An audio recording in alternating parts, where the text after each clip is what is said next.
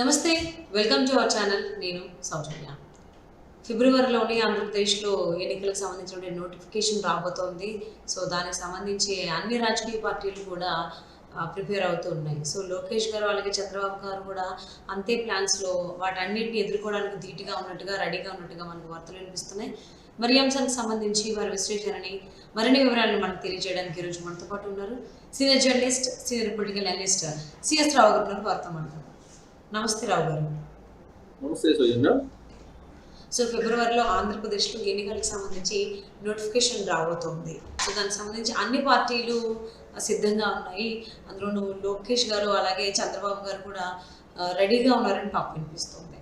So దాని గురించి వాళ్ళు ఎంత రెడీగా ఏ ప్లాన్తో ఉన్నారు అని అంటారు? సో ఆంధ్రప్రదేశ్లో సిచ్యువేషన్ కనుక చూస్తుంటే ఆ రాజకీయ పార్టీల హడావుడి కానీ వాళ్ళ ఏర్పాట్లు కానీ చూస్తుంటే ఖచ్చితంగా ఫిబ్రవరిలోనే ఎన్నికల షెడ్యూల్ వచ్చేటువంటి అవకాశం ఉంది అనేది వాళ్ళు ఫిక్స్ అయిపోయారు.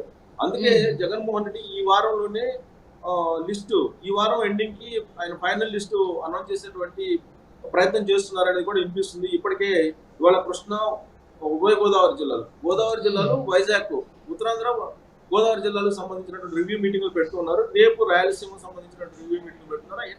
సో అట్లీస్ట్ ఒకటో జాబితా విడుదల చేసిన జగన్మోహన్ రెడ్డి రెండో జాబితా, మూడో జాబితా కూడా విడుదల చేసి ఈ మంత్ ఎండింగ్ కి మొత్తం ఒకేసారి అందరిని అనౌన్స్ చేసే అవకాశం ఉంది. ఈలోపు ఫైనల్ చేస్తారు. ఈ వారాన్ని ఎండింగ్ కే ఫైనల్ చేసే అవకాశం ఉందని కూడా తెలుస్తుంది.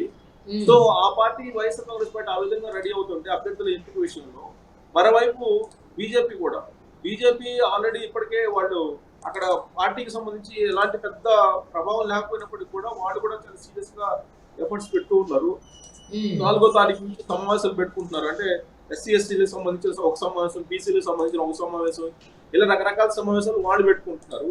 ఇక కాంగ్రెస్ పార్టీ అయితే 4వ తారీఖు షర్మిల రమ్మన్నారు. 4వ తారీఖు షర్మిల అనౌన్స్ అయిన తర్వాత వాళ్ళు కూడా ఒక కార్యాచరణ ఒక 100 రోజుల ప్రణాళికను మేము ప్రకటిస్తబోతున్నాం అని చెప్పి గిడుగు రుద్రరాజు ఆంధ్రప్రదేశ్ పిసిసి అధ్యక్షుడు ప్రకటించడం జరిగింది. సో ఇక ప్రధాన ప్రతిపక్షంగా ఉన్నటువంటి తెలుగుదేశం పార్టీ ఇప్పటికే ఆల్రెడీ ప్రచారంలో కానీ లేదంటే కార్యక్రమాల్లో కానీ ముందుంది. ప్రచారంలో కానీ అభ్యర్థుల ఎంపికలు కానీ, ఎందుకంటే ఇన్ఛార్జీలు ఆల్రెడీ చంద్రబాబు నాయుడు ఇదే కర్మ రాష్ట్రానికి అనేటువంటి కార్యక్రమంలో చాలా మందికి గ్రీన్ సిగ్నల్ ఇవ్వడం జరిగింది. ఆ తర్వాత ఆయన భరోసా ప్రోగ్రామ్ పెట్టారు, గ్యారంటీ ప్రోగ్రాము. అది కూడా అప్పుడు ఇచ్చినప్పుడు కూడా కొంతమంది ఇన్ఛార్జీలు అనౌన్స్ చేయడం జరిగింది. సో ఇప్పటికే ఇన్ఛార్జీల యొక్క నియామకం అయిపోయింది. ఇంకా అఫీషియల్ గా క్యాండిడేట్స్ అనౌన్స్ చేస్తారు చంద్రబాబు నాయుడు కూడా. జనసేన తెలుగుదేశం పార్టీ పొత్తు ఉంది కాబట్టి ఆ పొత్తుకు సంబంధించి ఒక క్లారిటీ వచ్చిన తర్వాత అఫీషియల్ గా అభ్యర్థులను ఎంపిక చేసేటువంటి అవకాశం ఉంది. సో ఇదంతా ఒక ఎత్తు అయితే, తెలుగుదేశం పార్టీ అధినేత చంద్రబాబు నాయుడు 5వ తారీఖు నుంచి 25వ తారీఖు వరకు, అంటే ఈ మంత్ ఎండింగ్ వరకు ఒక క్లియర్ కట్ ఒక బ్లూ ప్రింట్ తయారు చేస్తున్నారు. ఆ బ్లూ ప్రింట్ ప్రకారం ఏంటంటే 5వ తారీఖున ప్రకాశం జిల్లా కనిగిరిలో ఒక భారీ బహిరంగ సభను ఏర్పాటు చేయబోతూ ఉన్నారు. అంటే మొత్తం 25 లోక్సభ స్థానాలు ఉన్నాయి ఆంధ్రప్రదేశ్ లో.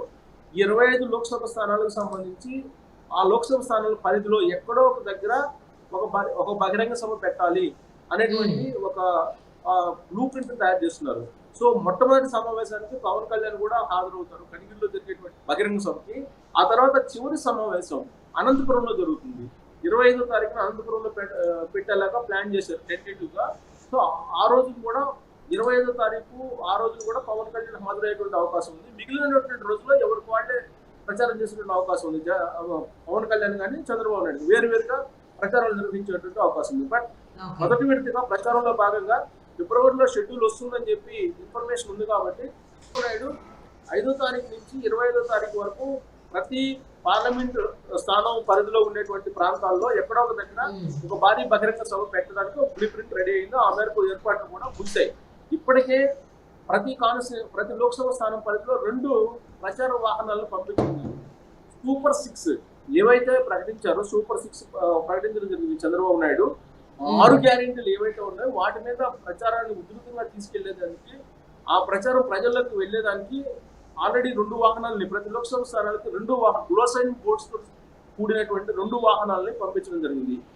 ఈ 6 సూపర్ 6 లో ఒకటేంటంటే మహిళలకు బస్ ప్రయాణం ఉచితము, అలాగే ప్రతి యువతికి 1500 రూపాయలు నెలకి, అలాగే అమ్మ దీవెన కింద 15,000 రూపాయలు ఏడాదికి. అంటే స్కూల్ పంపించేటువంటి ప్రతి తల్లికి 15,000 రూపాయలు అనేది ఒకటి అనౌన్స్ చేస్తారు మహిళల కోసం.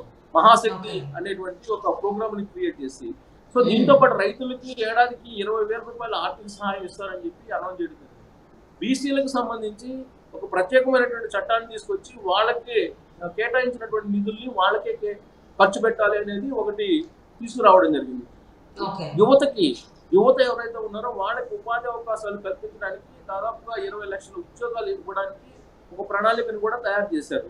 దీంతో పాటు పేదలని కోటీశ్వరులు చేసి దానికి P4 ఫార్ములా ఒకటి తయారు చేశారు. ఇలా 6 గ్యారెంటీల్ని మొత్తం ప్రతి ఇంటికి తీసుకెళ్లేదానికి 6 గ్యారెంటీల గురించి తెలియజేయడానికి ప్రతి లోక్సభ స్థానం పరిధిలో 2 గ్లోసరీ బోర్డ్స్తో కూడినటువంటి వాహనాలని ఆల్రెడీ విడుదల చేయడం జరిగింది. 3వ తారీఖున విడుదల చేస్తారు. 3వ తారీఖున మొత్తం అవి చేరుకునేటువంటి అవకాశం లోక్సభ పరిధిలో ఉండేటువంటి ప్రాంతాలకి చేరుకొని అవి ఆ లోక్సభ మొత్తం కూడా తిరుగుతూ ప్రచారం నిర్వహిస్తూ ఉంటాయి.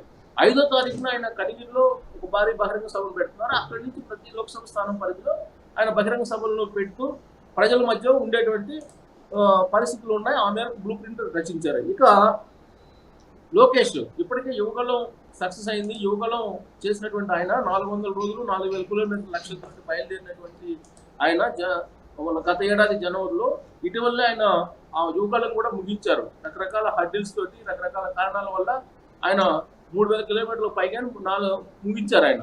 సో ఇప్పుడు నెక్స్ట్ విడత ఏం చేయాలి లోకేష్ అనే దాని మీద. సో లోకేష్ యువగలం కారణంగా యువత అట్రాక్ట్ అయ్యారు. ప్రత్యేకించి ప్రస్తుతం స్టూడెంట్స్గా ఉన్నటువంటి వాళ్ళు కానీ నిరుద్యోగులు కానీ లోకేష్ యువగలానికి అట్రాక్ట్ అయ్యారు అనేది తెలుగుదేశం పార్టీ అంచనా వేస్తుంది. వాళ్ళ సర్వేల్లో కూడా అదే చెప్తుంది. అందుకే ఈసారి లోకేష్ రాబోయేటువంటి రోజుల్లో ఈ నెలాఖరు వరకు కూడా చంద్రబాబు నాయుడు బహిరంగ సభల్లో పార్టిసిపేట్ చేస్తుంటే కార్యకర్తలకు సంబంధించి ప్రతి నియోజకవర్గంలో ఉండేటువంటి కార్యకర్తలతో సమన్వయ సమావేశాలు పెట్టి కార్యకర్తలకు సంబంధించిన సమస్యలన్నింటినీ పరిష్కరించడానికి ఆయన సిద్ధపడుతూ ఉన్నారు. ఆ క్రమంలో లోక్సభ పరిధిలో ఉండేటువంటి 5, 6 లోక్సభ స్థానాలు ఉంటాయి. ఆ లోక్సభ స్థానాల పరిధిలో ఇన్నుంటే అన్ని లోక్సభ స్థానాల పరిధిలో ఆయన క్యాడర్ తోటి సమావేశం కాబోతున్నారు. క్యాడర్ తోటి ముఖాముఖి సమావేశం అయ్యి ఆయనకి క్యాడర్కి ఎలాంటి సమస్యలు ఎదురవుతున్నాయి, ఎలాంటి సహాయం కావాలి, సో రాబోయేటువంటి ఎన్నికల్లో ఫేస్ చేయడానికి వాళ్ళకి ఎలాంటి సహాయ సహకారాలు అందించాలి, వీటన్నిటి మీద ఒక కూలంకుషంగా ఆయన చర్చించేటువంటి అవకాశం ఉంది. కాన్స్టిట్యూన్సీ వైపు ఆయన ఈ మొత్తం సమావేశాలు నిర్వహిస్తారు.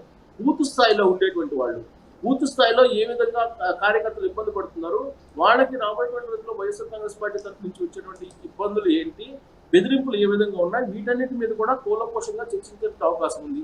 యువగల సందర్భంగా ఆయన ప్రతి కాన్స్టిట్యూన్సీలో కూడా కార్యకర్తలు పడుతున్నటువంటి ఇబ్బందులకు సంబంధించి ఆయన ఆల్రెడీ ఇప్పటికే ఒక ఒపీనియన్ తోటి ఉన్నారు, ఒక అవగాహనకు వచ్చి ఉన్నారు. దానికి యువగలం పాదయాత్ర జరగకముందు జరిగిన తర్వాత చాలా చేంజ్ ఓవర్ చూసాము, ప్రజల్లో కావచ్చు, లోకేష్ గారిలో కావచ్చు.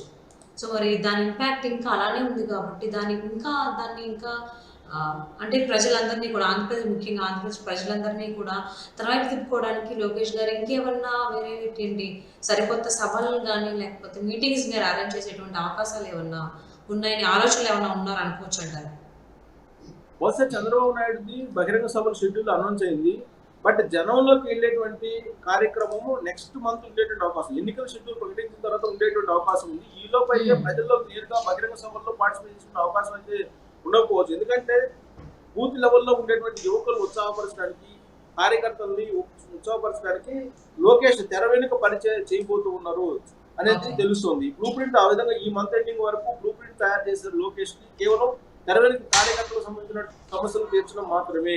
సో ఎందుకంటే ఆయనకు ఆ బాధ్యత ఎందుకు అప్పచెప్పారంటే 2009 నుంచి ఆయన పరోక్షంగా కార్యకర్తలకు సంబంధించిన సమస్యలు తెలుసుకుంటూ ఉన్నారు. ఫస్ట్ ఆయన రాజకీయ ప్రత్యక్ష ప్రవేశమే అక్కడ తెలుగుదేశం పార్టీ కార్యకర్తలకు సంబంధించి కన్వీనర్ గా ఉన్నారు. ఆ కన్వీనర్ గా ఉన్నప్పుడే కార్యకర్తలకు సంబంధించినటువంటి అన్ని అంశాలను కూడా పరిశీలిస్తూ వస్తున్నారు. ఆ క్రమంలో ఆయన అనేక సంస్కరణలు కూడా తీసుకొచ్చారు. కార్యకర్తలు మెంబర్షిప్ ఎవరైతే తీసుకుంటారో మెంబర్షిప్ తీసుకున్నటువంటి వాళ్ళకి ఆరోగ్య బీమా కల్పించడం కానీ, లేదా రాజకీయంగా నష్టపోతే కనుక ఒకవేళ దాడుల్లో కానీ లేదంటే ప్రాణాపాయం కలిగితే ఆ కుటుంబీకులు ఏ విధంగా ఆదుకోవాలి, వీటన్నిటి మీద కూడా ఆయన పనిచేస్తూ వచ్చారు 2009 నుంచి. సో 2014లో అధికారంలోకి వచ్చిన తర్వాత ఆయన తెలుగుదేశం పార్టీ జాతీయ ప్రధాన కార్యదర్శి కావడం, ఆ తర్వాత ఆయన మంత్రి కావడం, ఇవన్నీ కూడా జరిగిపోయాయి. సో 2019లో ఆయన పార్టీ ఓడిపోయిన తర్వాత నుంచి ఆయన ప్రతిపక్షంలో తెలుగుదేశం పార్టీ వచ్చినప్పటి నుంచి చంద్రబాబు నాయుడు ఒకవైపు పోరాటం చేస్తుంటే మరోవైపు లోకేష్ కూడా పోరాటం చేస్తూ వచ్చారు. యువకులంతో ఆయనకంటూ ఒక ప్రత్యేకమైనటువంటి స్థానాన్ని తెలుగుదేశం పార్టీలో సంపాదించుకోగలిగారు. అప్పటి వరకు కూడా తెలుగుదేశం పార్టీలో ఉండేటువంటి సీనియర్లకు కానీ లోకేష్ కానీ మధ్య తెలియనటువంటి అంతరం ఉంది అని ఒక టాక్ నడిచేది. ఇప్పుడు యువకులం తర్వాత సీనియర్లకి అలాగే లోకేష్ మధ్య అంతరం తగ్గిపోయింది, అంతరం పెద్దగా లేదు, అందరినీ కలుపుకుపోయేటువంటి పరిస్థితి కనిపిస్తూ ఉంది, సీనియర్లు కూడా ఆయన నాయకత్వాన్ని అంగీకరిస్తున్నారు అనేటువంటి అభిప్రాయం తెలుగుదేశం పార్టీలో వినిపిస్తుంది. ఇప్పుడు రాబోయేటువంటి ఎన్నికలు అనేవి ఆంధ్రప్రదేశ్ లో ఎంత కీలకమో అనేది అందరికీ తెలిసిందే. సో అందరి దృష్టి కూడా ఆంధ్రప్రదేశ్ పైనే ఉంది. సో దానికి తగ్గట్టుగానే తెలుగుదేశం నాయకులు కావచ్చు, కార్యకర్తలు, అలాగే చంద్రబాబు నాయుడు గారు అండ్ లోకేష్ గారు ఎంత ప్లాన్ గా ఉన్నారో మనం అందరం చూస్తున్నాము. మల్టిపుల్ ప్లాన్స్ ఉన్నాయని కూడా చెప్తున్నారు చాలా మంది. మీరు కూడా చాలా సార్లు చెప్పారు ఈసారి ఎన్నికలు ఖచ్చితంగా గెలవడానికి ఉన్నారు టీడీపీ జనసేన అని. And thank you so much for spending your valuable time this is